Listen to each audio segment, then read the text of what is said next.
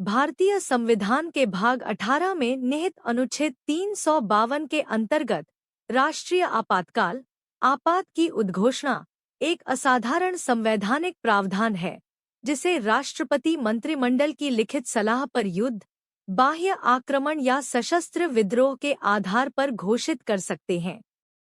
ऐतिहासिक दृष्टि से 44वां संविधान संशोधन 1978 इस संदर्भ में एक मील का पत्थर साबित हुआ है, जिसने न केवल आंतरिक अशांति जैसे अस्पष्ट शब्द को सशस्त्र विद्रोह से प्रतिस्थापित किया, बल्कि न्यायिक समीक्षा को बहाल करते हुए और अनुच्छेद 20 एवं 21 को निलंबन से सुरक्षित रखकर इसे तानाशाही दुरुपयोग से बचाया।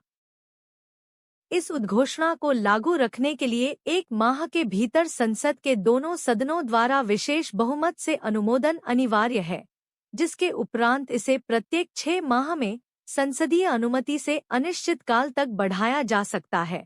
हालांकि लोकसभा इसे साधारण बहुमत से प्रस्ताव पारित कर कभी भी समाप्त कर सकती है। आपातकाल के दौरान देश का संघीय ढांचा एकात्मक रूप ले लेता है।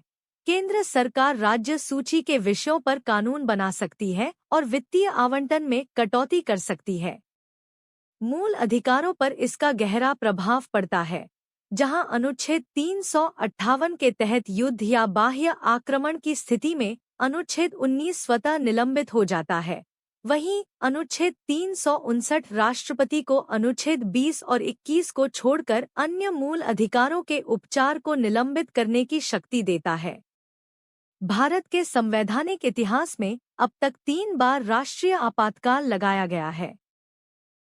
1962 में चीनी आक्रमण के समय, 1971 में पाकिस्तान युद्ध के दौरान और सबसे विवादास्पद 1975 में आंतरिक अशांति के आधार पर, जिसे भारतीय लोकतंत्र के लिए एक महत्वपूर्ण सबक माना जाता है।